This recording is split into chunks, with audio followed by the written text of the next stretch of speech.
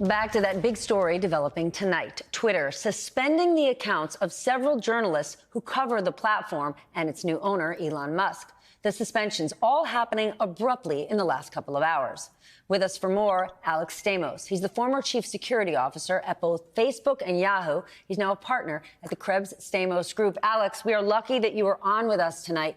This seems really scary, okay? These are reporters who covered Elon Musk, who have covered the changes on Twitter since he took over. Now, he's claiming these suspensions are taking place because these reporters put him at risk, potentially posting his locations. But there's not even evidence any of them did that.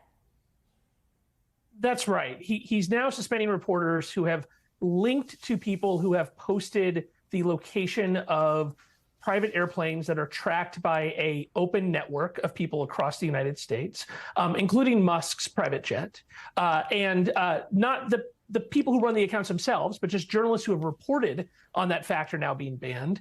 You know, as a chief security officer, I've had to work on executive protection, and it's true. CEOs of big companies have legitimate security concerns. They get lots of death threats. They always worry about their kids, but there's absolutely no evidence that the accounts that were posting the movements of his jet, and especially these journalists, did anything to put his family at risk. In fact, the example he brought up was a run-in with somebody in Los Angeles where people figured out the exact location of that video, and it was absolutely nowhere near an airport. It had nothing to do with this. So this is pretty clearly just a cover for him to start to make really capricious decisions about the journalists he wants to be able to leave, and to kind of throw an elbow at all of media. Because, you know, as you know, the modern media is really kind of addicted to Twitter, both for getting clicks, and a lot of journalists spend a lot of time there getting stories, finding sources and such. And by demonstrating that he can take them down at any moment, I think he's looking to intimidate the people who have given him negative coverage.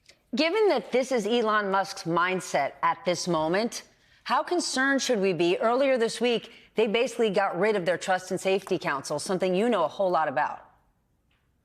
Right. So, you know, for the last couple of weeks, Musk has brought in independent journalists to give them access to documents about how Twitter made controversial decisions in its past, including taking down the account of President Trump after the January 6th riots. He made a really big deal that the idea that the internal deliberations of the company, where lots of executives debated back and forth, should we do this? What's the free speech rights here? What do our rules say? That was a scandal. And now you can see what is the alternative to having a bunch of smart people argue about a difficult decision, is that one guy can just make the call in the middle of the night and ban a bunch of people. And this is what we're going to see in the future of Twitter, is that he has done the opposite of what effectively every other social media network has done, which is social media companies have tried to create councils, committees, external oversight boards, mechanisms that take these decisions out of the hands of the CEO, because in the end, those CEOs don't want this level of responsibility. What Musk has done, he has spent $44 billion to make himself the most important decider of who speaks in the planet. And he has advertised that out to the world, including to America's adversaries, countries like China, that have manipulated Twitter in the past and who have lots of leverage over him. So I think there's the specific decision here, which I think he made a mistake. And it really demonstrates the risk to U.S. journalists and people who might disagree with Musk staying on Twitter. But I think in the long run, he's also put himself in a really difficult position of trying to adjudicate speech when he has economic interests all around the world, including in autocratic states like the People's Republic of China. Enormous economic interests. That's a really important reminder for our audience. We didn't think Elon Musk was going to like content moderation. It appears he loves it. I want to turn to TikTok, though. The Senate has now voted to ban the app on all federal devices, and there's some lawmakers out there who want to go even further. Hallie Jackson has more on this. TikTok, among the most visited sites in the world, used by an estimated 100 million Americans every month. Massively popular, except maybe in Washington. I've been expressing concerns about TikTok for months on end. The Senate now passing a new GOP-led bill that would keep government devices from accessing TikTok, an app owned by a parent company based in China.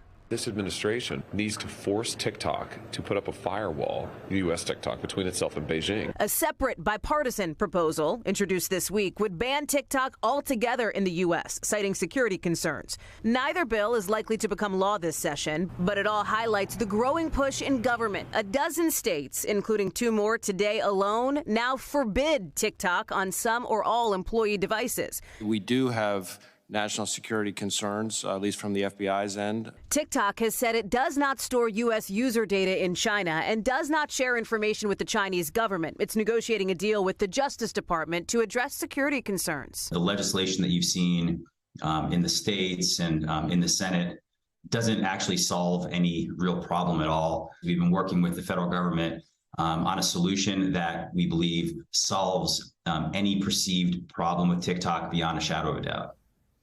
Alex, people don't like to think this thing is dangerous. They love the dance videos, the cooking, the makeup. How big of a threat is this company?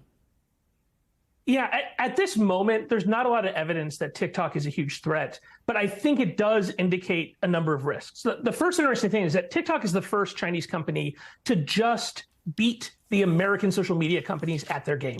TikTok built a product that had a better user experience, a smarter algorithm for showing people videos, and they really found an audience in young people who create all this content. I just last week asked my students at Stanford to raise their hand if they had TikTok on their phone, and like 80% of them did, and I think the other 20% were either not paying attention or lying. It is absolutely the most important app for people under 25 or so.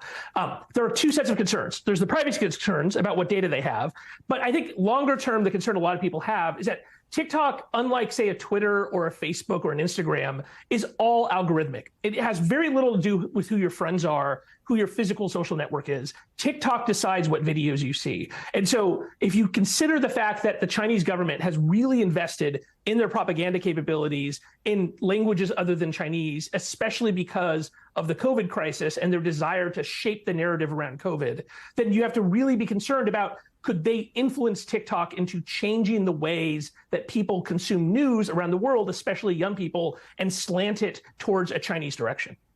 TikTok is feeding us the videos that they choose, and we are swallowing it hour by hour, day by day. Pay attention, folks. Alex Stamos, I am so grateful that you're here with us tonight. Really, really important conversation. Thank you.